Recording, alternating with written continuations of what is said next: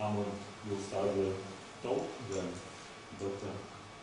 Shekovtsov will continue it and keep your questions till the end of the session, and then you will have an opportunity to ask all the questions that you have. Yeah. Thanks. So Anton and me, we've been discussing how to do that and how to do it not for too long. So I will start with a more general presentation about the development of the Ukrainian and Russian far right in the post-Soviet period in general, and then Anton will have a more specialized, more narrowly focused PowerPoint presentation, unlike me, on the EuroMaidan and the far right, as far as I understood. I think I won't talk for too long in order to give then time after our two presentations to for you to ask questions. And I think the most important message that I would have for this sort of presentation and for this talk is that rather unexpectedly and suddenly now the Ukrainian and Russian far right seem to have become major factors in East European politics. So until, I would say, a year ago, I think these were largely non-topics on the margins, I would say, of the international interest for Eastern Europe.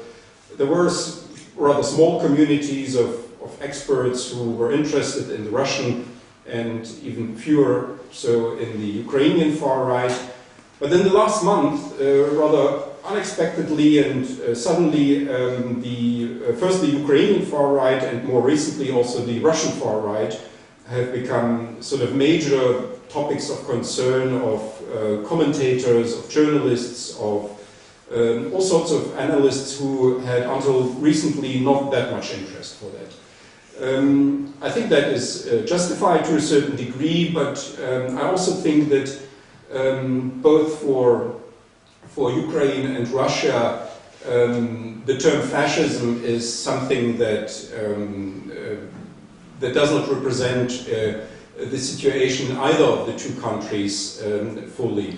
There might be more arguments to be made here concerning Russia, but even for Russia, I think this is a hyperbolic topic and concept that has been used. And while I would not say that the extreme right is as unimportant as it used to be, let's say in the 1990s in East European politics, it is now oddly, I would say, overvalued in some of the more alarmist news comments and newspaper articles where people have paid I think way too much attention to the Ukrainian far right and also more recently to certain parts of the Russian far right.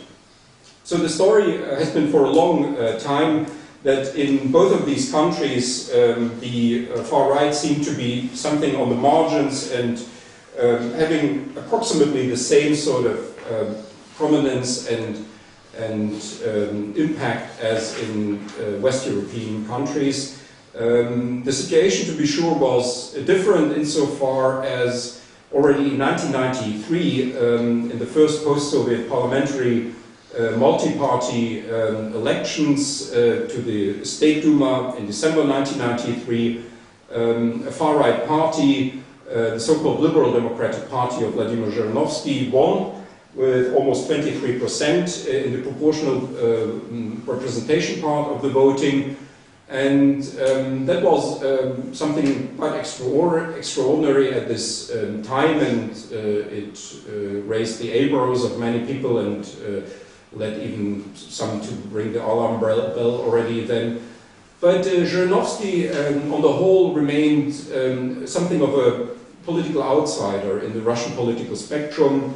He was permanently present in the State Duma since 1993 and also occupied high positions. He was for a while the deputy speaker of the Russian State Duma. Nowadays it's his son, by the family name of Lebedev. He has the family name of Zhirinovsky's wife, who is the deputy head of the Russian State Duma of on behalf of the Liberal Democratic Party.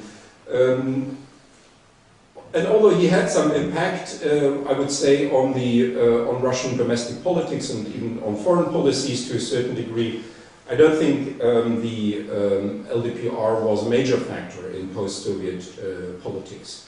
Then there was another development which I think caught more attention and was worrisome and very sort of also problematic for Russian society, namely the rise of the skinhead movement of Russia in the 2000s.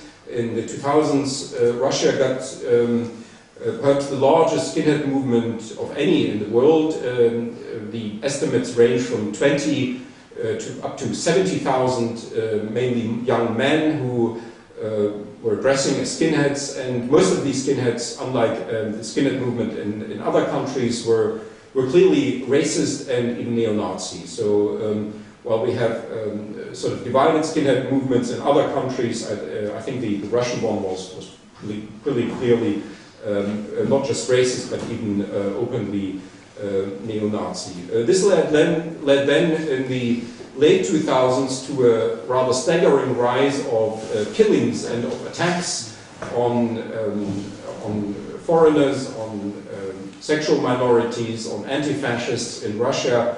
I think the highest number of counted deadly attacks was in 2000. I have the table here in front of me. 2008, when there were over 100 people killed, and meaning that on average 2 people were killed per week in Russia by skinheads, and this is only the conservative estimate by the SOVA group, the major monitoring group in Russia, which has a very conservative methodology of counting the deaths of through hate crimes. So they only count those and also other attacks that are clearly identifiable as hate crimes, and the suspicion is that the real number is much higher. Since 2008, since the peak of these murders, the number has gone down to, I think in the last years, approximately 20 per year. That is because these hate crimes have become not just a big social problem in Russia, but also an image problem for Russia. A few years ago, I remember there was an explicit warning by the South Korean Foreign Ministry, which plainly advised citizens of South Korea not to travel to Russia because it's dangerous, because you might be attacked, and I think these things like that. There were lots of complaints by African embassies and other embassies to the Russian Foreign Ministry, have then led to a clampdown by the Russian authorities, and basically within a few years, then most of these murders were just imprisoned and sentenced, and now the numbers are much lower. Maybe the most consequential development in the 2000s was, however, neither what happened in the party spectrum or in the youth scene, but was the rise of what one could call intellectual right-wing extremism. The rise of a number of sort of pseudo-intellectual or intellectual, however you want to see them, figures in the Russian public who were getting, during Putin's first and second presidency, more and more exposure on Russian mass media. And the most prominent figure about whom you may have heard by now as well was a man called Alexander Dugin, who has been, especially in the last weeks, been featured in a whole number of press reports. At least in Germany, he has now become sort of almost a celebrity, and I'm getting lots of phone calls from journalists asking me how dangerous Dugin is. I've written my dissertation on him, and usually I have to explain that while he is a lot in Russian mass media today, he is not an advisor to Putin, and he's not a person who directly influences Russian foreign and domestic policies, although he is a prominent participant of Russian public discourse. The recent discussion in Russia has centered around the evolution of the Russian regime and the importance of such figures as Alexander Dugin. Others would be Alexander Prokhanov, Nikolai Starikov, Sergei Karamurza, and the whole number of intellectuals who are actively publishing and who may or may not have an influence on the Russian regime. So the argument has been made by many, or by a whole number at least so far, that the Russian regime is evolving towards fascism. I think that's, as I mentioned already at the beginning, a hyperbolic conceptualization. I think there can be an argument made that the Russian regime under Putin, especially in the last weeks, has gotten more and more characteristics of a right-wing regime, or even radical right-wing regime. But I think fascism is a misnomer here. It's simply the wrong term. Fascism was a revolutionary, ultra-nationalist regime, and while Putin may have many deficiencies, I don't think he is a revolutionary, and he is about to transform Russia and the Eurasiatic space in a way that Mussolini and Hitler wanted to do at their times. So that is maybe just a few, these were the few words I wanted to say about Russia. Maybe now also a little bit about Ukraine. There's much less to say about Ukraine. For the first 20 years of Ukraine's existence, the exceptional thing about Ukraine was actually the absence of a radical right-wing party in parliament. So while the State Duma had, since 1993, at least one right radical party, Zhirinovsky's party, permanently present in the parliament until 2012, no right-wing radical party made it ever into parliament as a party. So there were a few deputies over the years in the Verkhovna Rada, the Supreme Council, the parliament of Ukraine, who could be classified as radical right-wing, and there is a contentious issue of the so-called Progressivная Социалистическая партия Украины, the Progressive Socialist Party of Ukraine, which was for a while present in the Verkhovna Rada around 2000, and the head of this party, Natalia Vitrenko, was a presidential candidate and got, I think, in the was it the 1998 elections 10%. So and there's an argument about classifying her, Vitrenko, the head of the PSPU, and the PSPU as a radical right-wing party. But on the whole, this was a rather minor phenomenon. There were, of course, groups that could be classified as radically right-wing. The various successor organizations of the Organization of Ukrainian Nationalists, of the interwar years and war years, like the Congress of Ukrainian Nationalists, the Ukrainian National Assembly, and also the Social National Party of Ukraine, which in 2004 transformed in the so-called All-Ukrainian Union Svoboda, or Freedom. I don't know how far Anton is going to talk about Svoboda, but it is. Okay, so Svoboda became then a more and more important factor. The interesting, maybe the most interesting part, at least for me, in Svoboda's early history, when it was still the Social National Party of Ukraine, founded in 1991, was that this party, rather minor and unimportant and virtually unknown, even inside Ukraine, managed to develop a relationship with the Front National as early as 2000, when there was a meeting between Jean-Marie Le Pen and Oleg Tyanibok, and Le Pen had apparently good feeling already then that Tyahnybok would be a politician to watch, and he met Tyahnybok, although at that time clearly the Front National, Le Pen's party, was of an entirely different caliber than the then still Social National Party of Ukraine. So this was something quite extraordinary that Le Pen would take the trouble to meet as marginal as a figure as Tyahnybok was in 2000, and they had a rather constant relationship until recently, the Front National and the Svoboda party. The Svoboda party acquired its new name and its new image in 2004, and we're still not sure exactly how this happened, where they took the idea of renaming and rebranding their party from. Maybe Le Pen played a role, maybe they took, they looked on the Freedom Party of Austria, as they also started calling themselves Freedom Party, but clearly they got the idea that with this old image that they had, being called Social National Party, sort of somewhat similar to National Socialist Party, and having a symbol, a mirror image of the so-called wolf's hook that was their party symbol and is still today used by some of the neo-Nazi groups in Ukraine.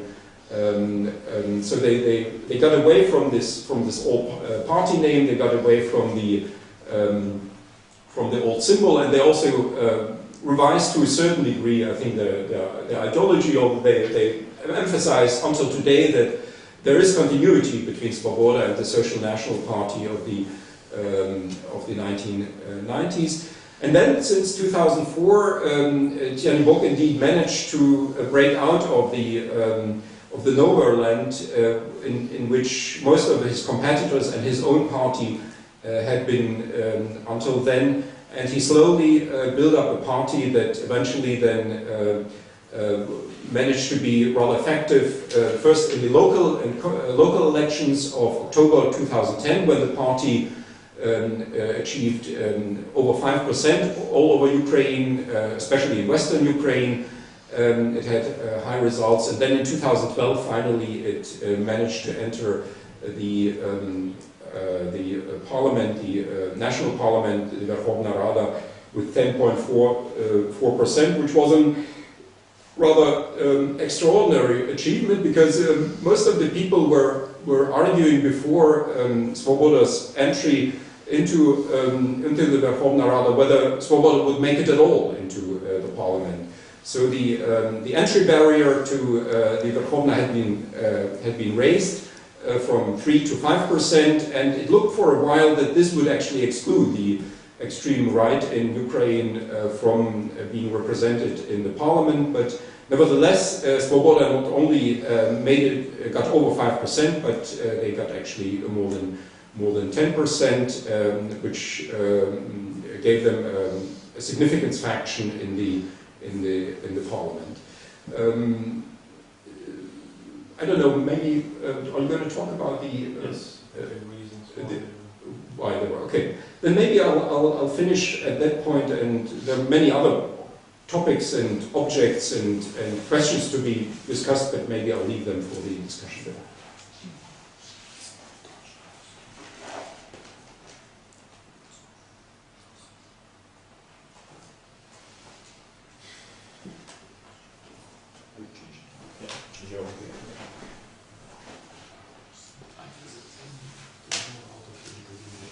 Oh, yes, okay, sure.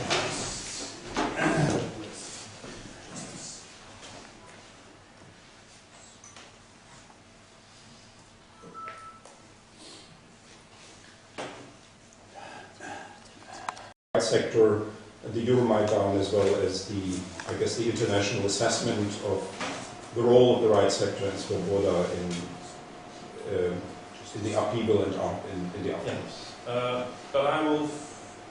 I think my presentation will be in 3 parts. First, I will talk about why, in the first place, Svoboda got into the parliament in 2012. Then I will be discussing the participation of the far-right groups in EuroMaidan protests for the Ukrainian revolution. And then I will be talking about how Svoboda got actually marginalized on the international level within the far-right milieu in Europe. So Svoboda, I think that it would be useful to talk about Svoboda during EuroMaidan in two parts, like Svoboda being as a part of the opposition and Svoboda as being an independent actor in the revolution.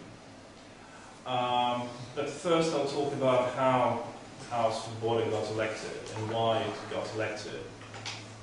I think there are several reasons why Svoboda was successful in 2012, because it was surprising.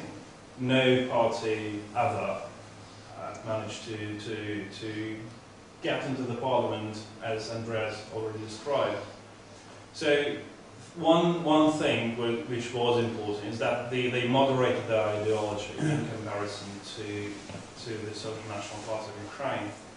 They moderated their rhetoric, although there were still some scandals involving the party under the new name, but still it managed to moderate its ideology.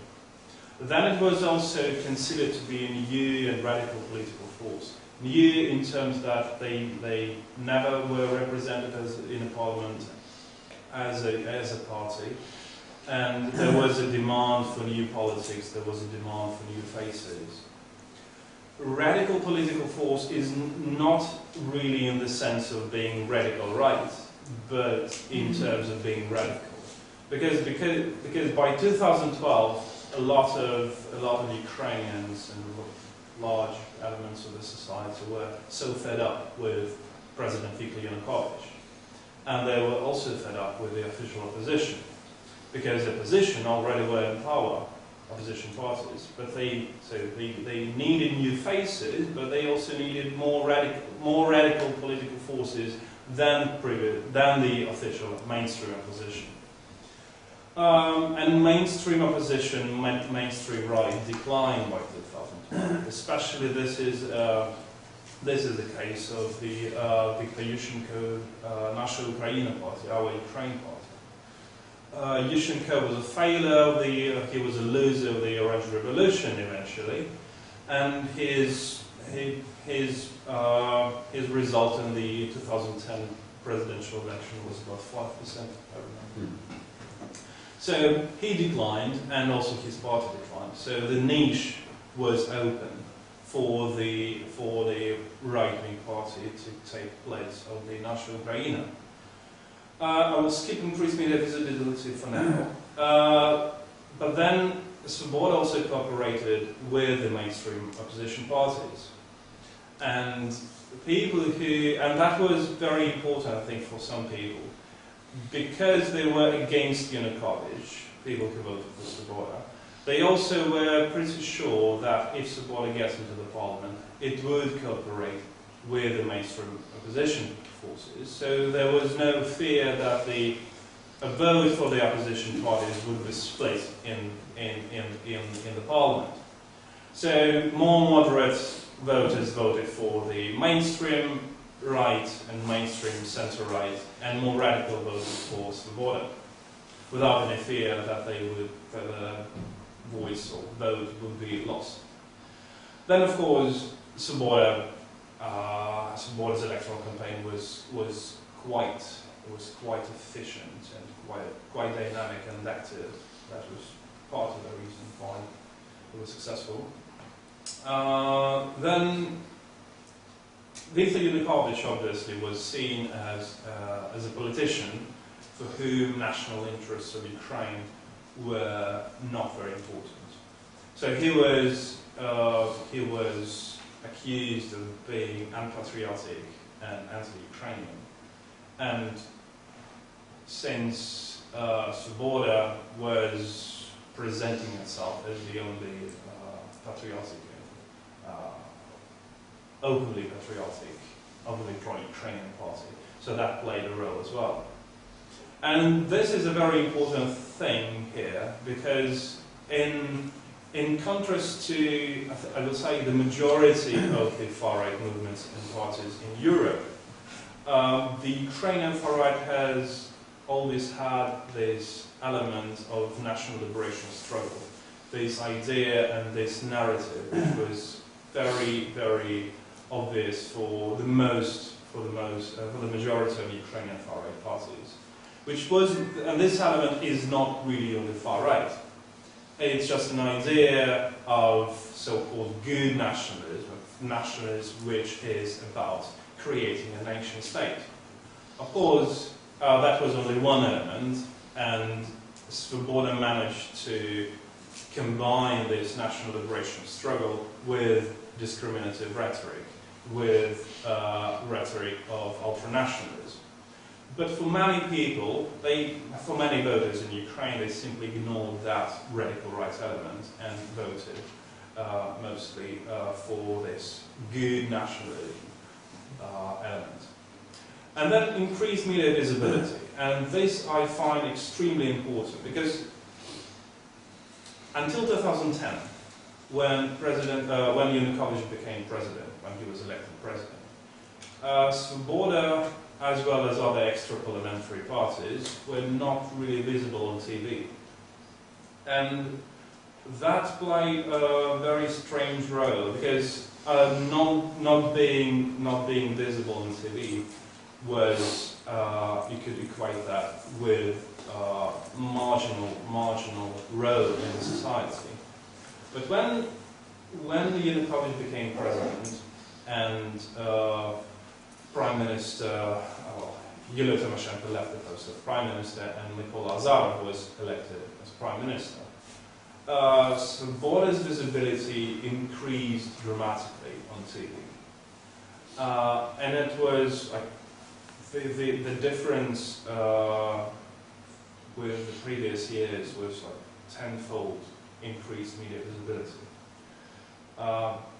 And what is also important is that two major channels, TV channels in Ukraine, were either controlled by the government of Mykola Azarov, or it was controlled by oligarchs that were cooperating with President Yanukovych. So one explanation is that Yanukovych covertly promoted Svoboda in order to do two things. First, in order to weaken the mainstream opposition to Yanukovych, weaken Tymoshenko, to weaken the so-called national democratic camp by boosting Svoboda.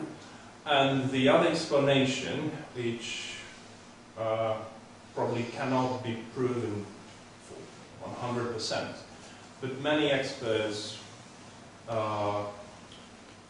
myself including, think that Yanukovych really wanted to have Tapnenburg, the leader of Svoboda, in the second round of the presidential elections in 2015.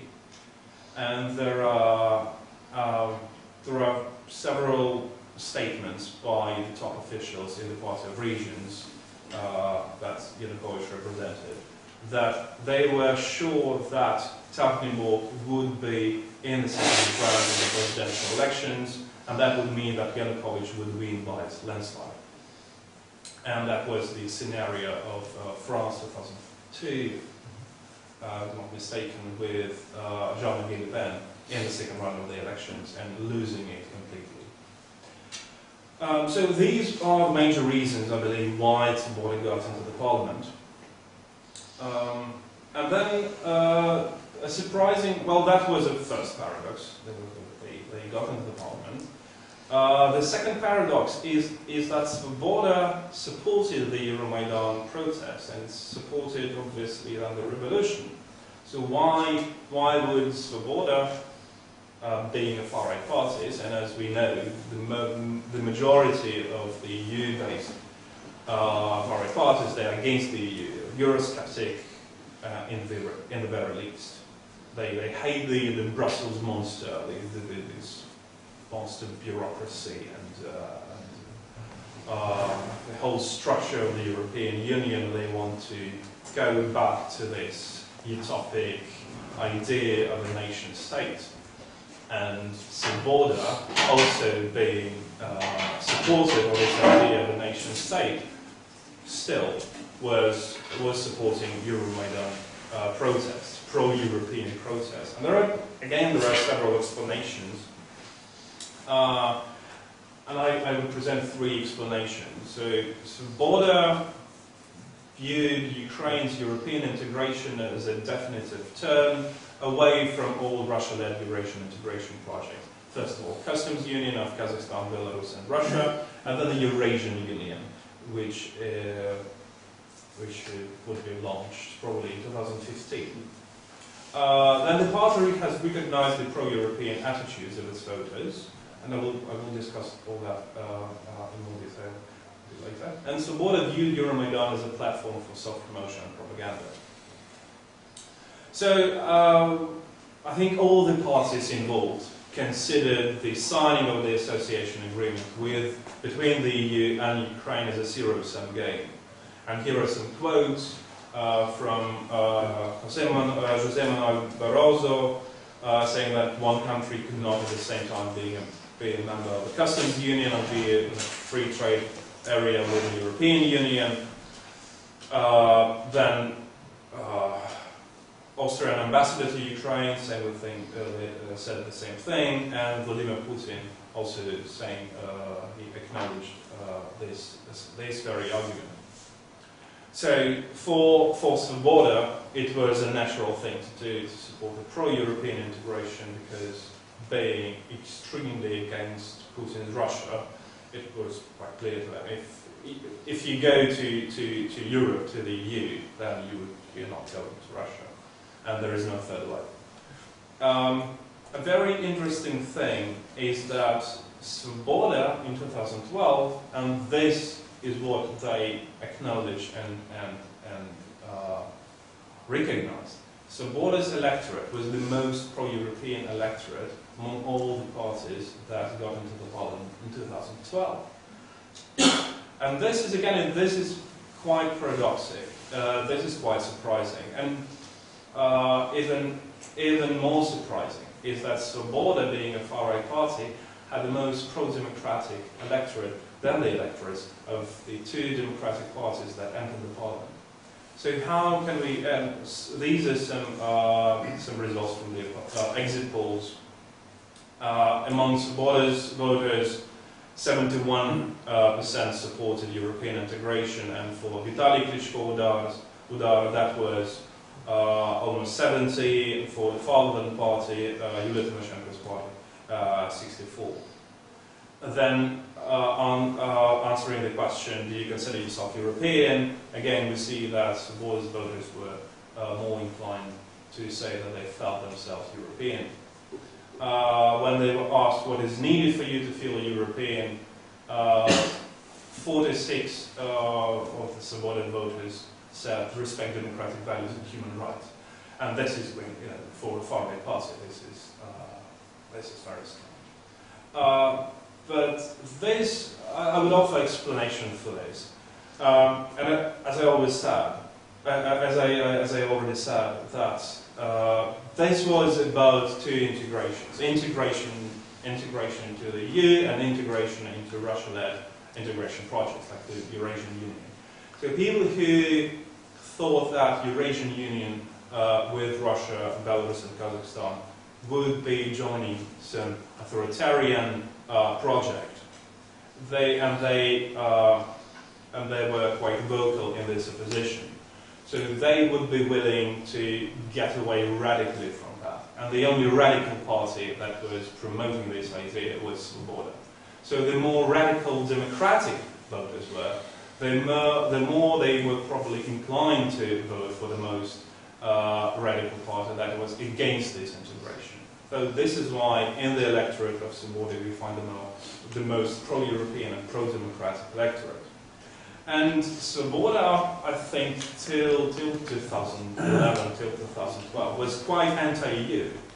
It was quite normal. I mean, in this sense, it was like all the other European far-right parties. They were complaining about gay marriages in the EU. They complained against multiculturalism, all of the EU. But then they switched their rhetoric because they understood if they continued with this, anti-EU rhetoric, they would probably losing their support, which is again quite pro-European. Going back to EuroMaidan. And again, third explanation why it's supported, because in 2013, Svoboda started losing its support.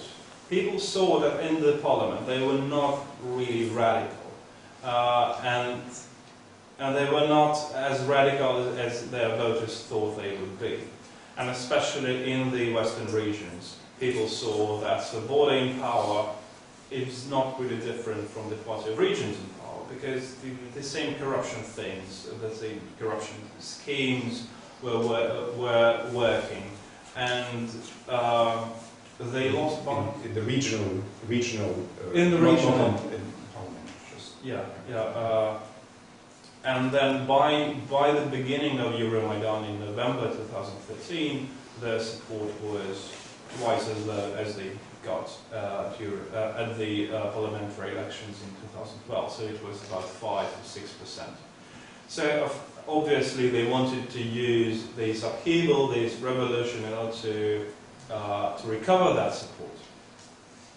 And while sometimes you can see it here. So these are the flags of Svoboda, and this is not a Svoboda's protest on EuroMaidan. This is like a general EuroMaidan meeting. And while many parties decided not to use their flags, not to show that they are supporting EuroMaidan in order to promote themselves, Svoboda did that all the time. It didn't listen to other parties in terms of not having their flags. It was still trying to promote themselves. So they wanted to use this revolution to recover the lost support. And then the right sector. The right sector is a movement which was born in EuroMaidan in the first days of the protests. Although it was a new formation, the groups that were part of the right sector were not new. So the major groups were the Trident of Dmytro Yarosh. That was formerly a paramilitary wing of the Congress of Ukrainian Nationalists in the 90s, but then they became a separate formation. And then that was the Ukrainian National Assembly. It was a paramilitary organization and movement in the 90s, but in 2000 it was on decline. Then there were groups like Social National Assembly and White Hammer and Patriot of Ukraine, which is almost the same as the Social National Assembly. The groups which I would consider clearly neo-Nazi. But they were marginal even in the right sector. And at the end of the revolution in March, in the beginning of March, the White Hammer was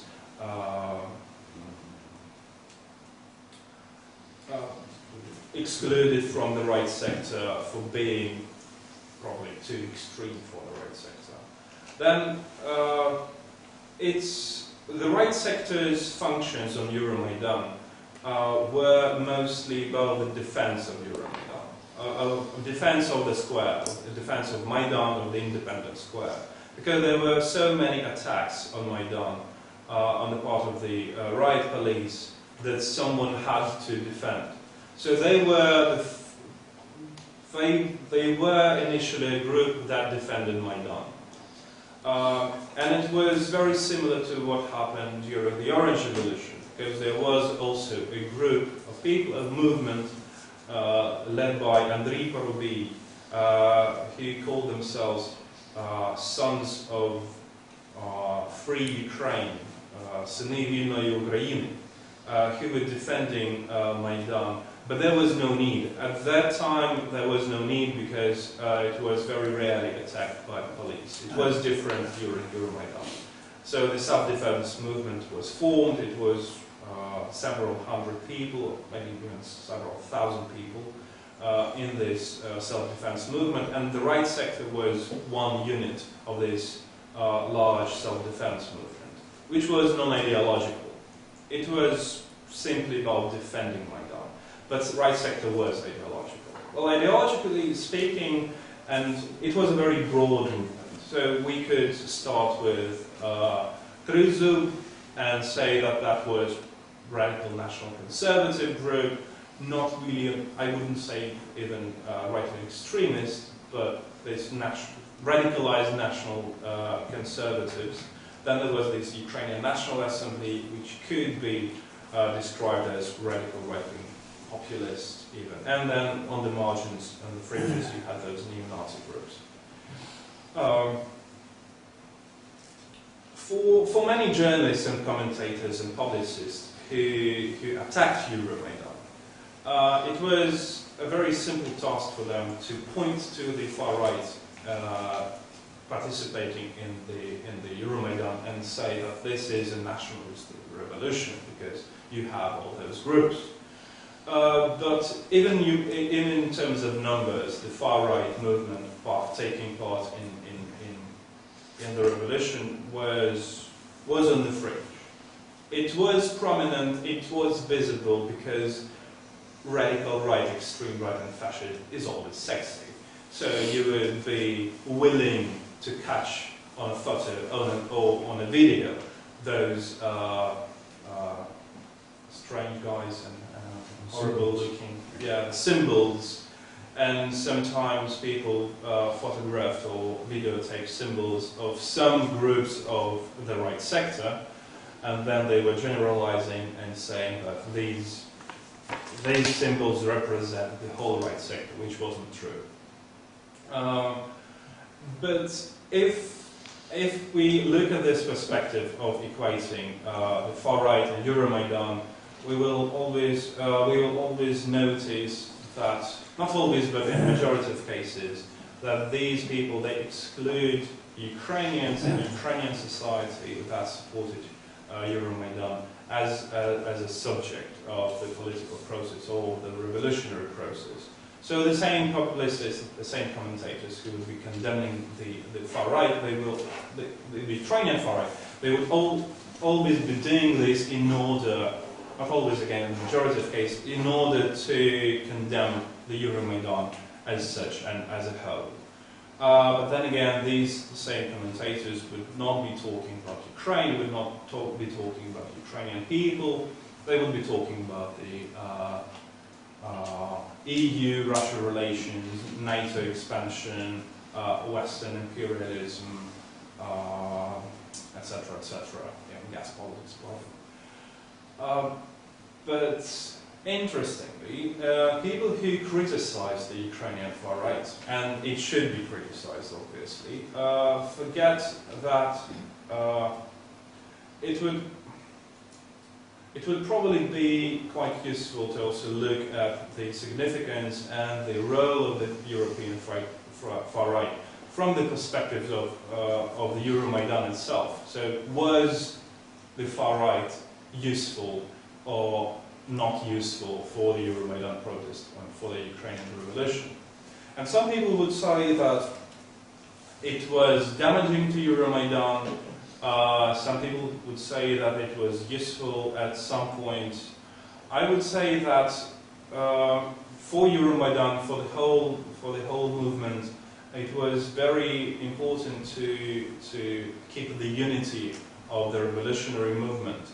And this is why the centrist forces, the mainstream forces, could not simply allow to distance themselves from the far right. And it wasn't even possible actually. So it was one square. Nobody really controlled that square. It was a grassroots movement, bottom-up protest. So nobody had a final say in who's representing what groups on Maidan. And if, for example, were someone to say that, okay, so the right sector leaves, Svoboda leaves, then they would be creating divisions in the protest movement, and it would compromise the security and defense, because ultra-nationalists, they were quite active and they were quite stubborn, they were quite stern in defending Maidan. But at the same time, they themselves created the divisions in the protest movement. They attacked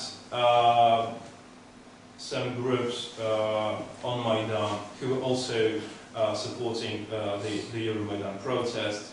They were involved in very divisive actions, like staging a march in the commemoration of Ukrainian historical fascist Stepan Bandera, and that was seen as a very, very polarizing activity. Then toppling of the statue of Lenin, that was also considered quite polarizing activity.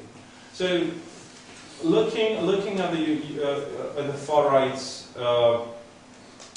right's involvement in Maidan, it is quite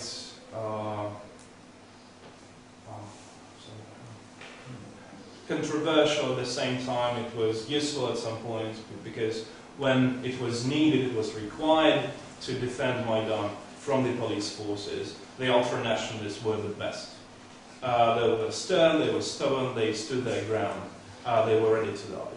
And many centrist participants would not be ready to die. Although, if we look at the more active part of Maidan, at February, when the shootings happened, we will see that the Heavenly Hundred, it's over 100 people who were participants of Maidan who died because of the shootings. I would say that only 10 people can be assigned to the far right among all those who died. So the question is whether, for example, the Ukrainian revolution would have succeeded without the far right. And I would say yes, it would have succeeded anyway at some point. I can't really say whether it would be quicker or not, but I think the fact is that the far right played a role, but it wasn't a decisive role. It had its role. And I'll probably be finishing soon. Moving to the presidential election, what we've seen is that Dmitro Yarosh, of the right sector, who became a leader of the party, because the Ukrainian National Assembly in mid-March was renamed into the right sector, and Yarosh was elected its new leader. And Oleg Terpnikov, the leader of Svoboda, they got around 2.5, even less. I think Chernyshov got something like 1.2, 1.3, and Yarosh 0.9% of the vote. And even more, I think, damning for them is that the another presidential candidate, Vadim Robinovich, the representative of some of the old Ukrainian Jewish organizations, got more than the far-right candidates combined. So that was quite damning for the far right. But then I would also say that the vote in the presidential elections was a tactical vote. Many people saw the whole process, and although they were very happy that Yanukovych was not there anymore, they wanted to, get away with the elections as soon as possible, to elect the Poroshenko and to finish with the whole process in the first round of the elections, in order to concentrate and focus on the separatist activities and on the economic crisis in Ukraine.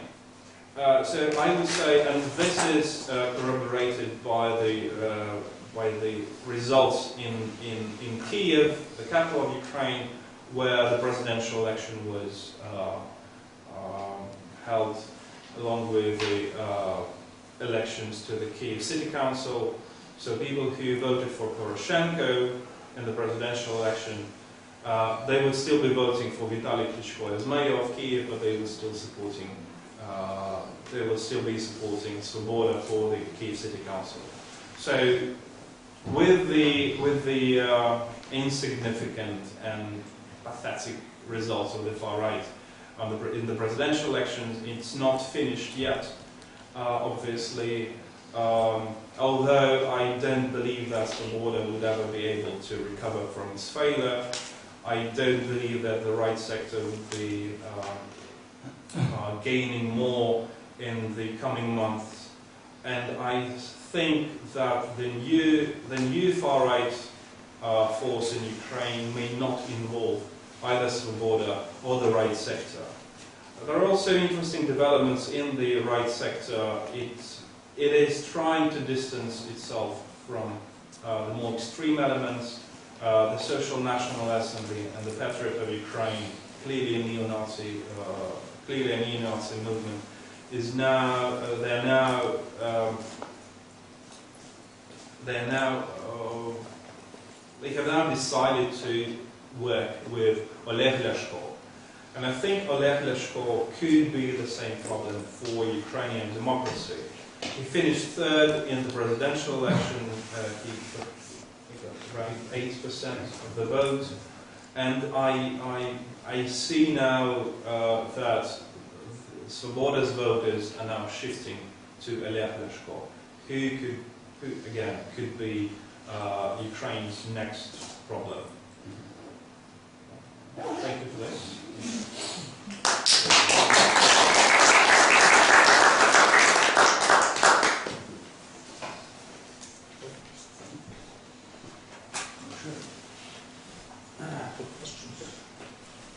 Yeah, I was just asked to moderate the discussion because Anton and Andreas will be happy to take questions.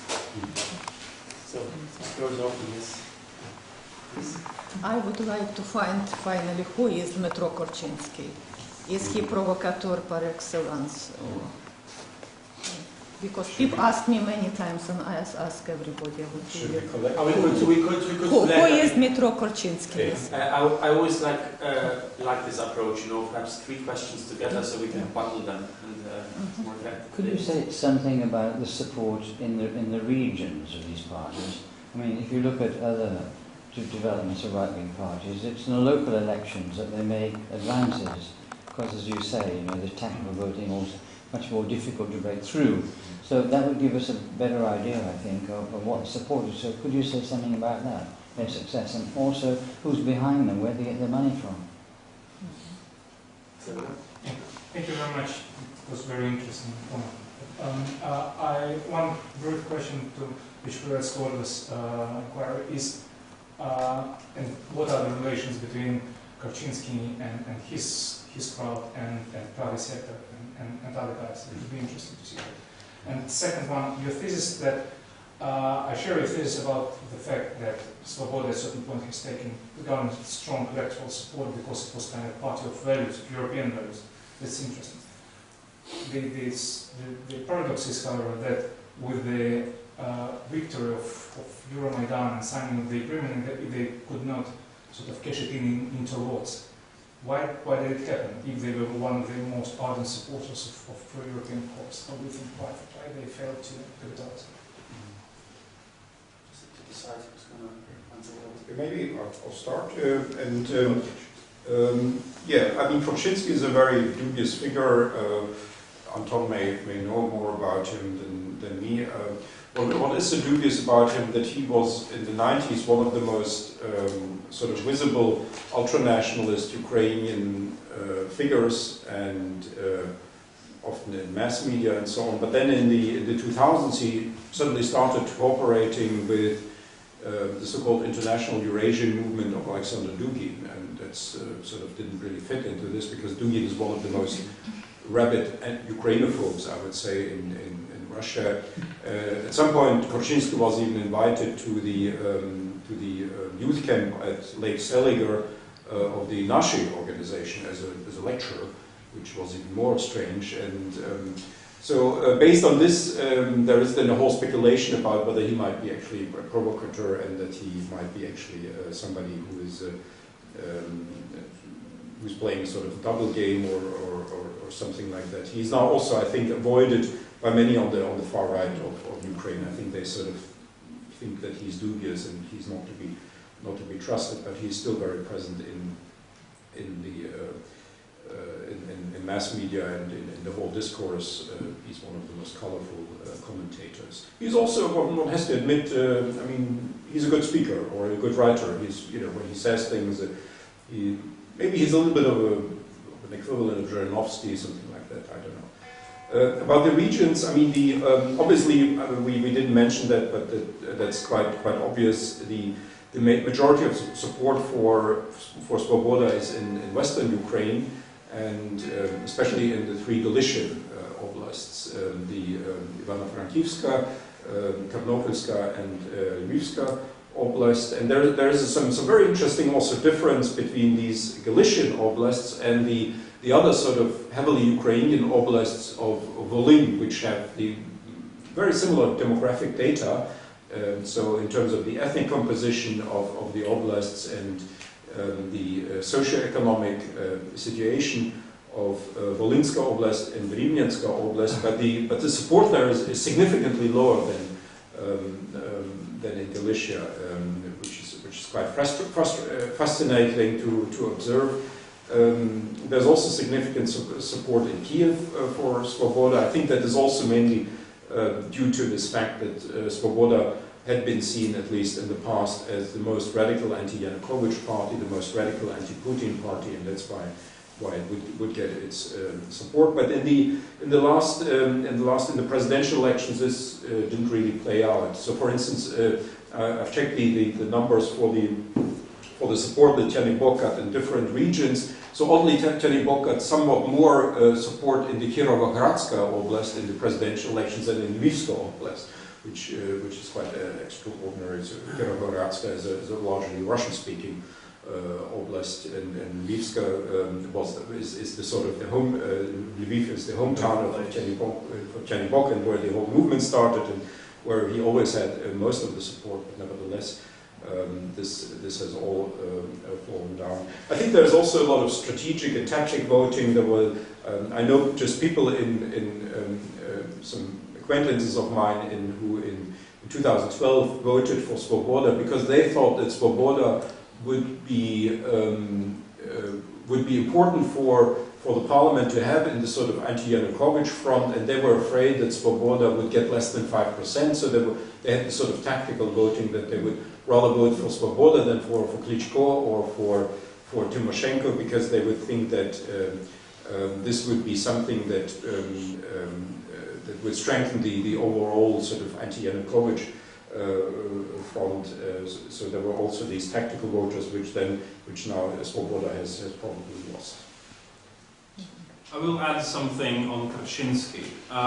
Well, in the area of extremism studies, I don't know how to define it, there is always this question whether this person is a paid agent or is he simply stupid. So it's always very hard to decide why they're doing this, what they do. Are they paid to do this, or are they just being stupid? Because you can't really expect that all the people would be rational and intellectual. With Kaczynski, I think the question is somewhere else. I think that he's an artist, and he behaves in politics as an artist. For example, during the Orange Revolution, he was working for Viktor Medvedchuk, for the leader of Ukrainian Choice, which is quite pro-Eurasianist, pro-Russian party.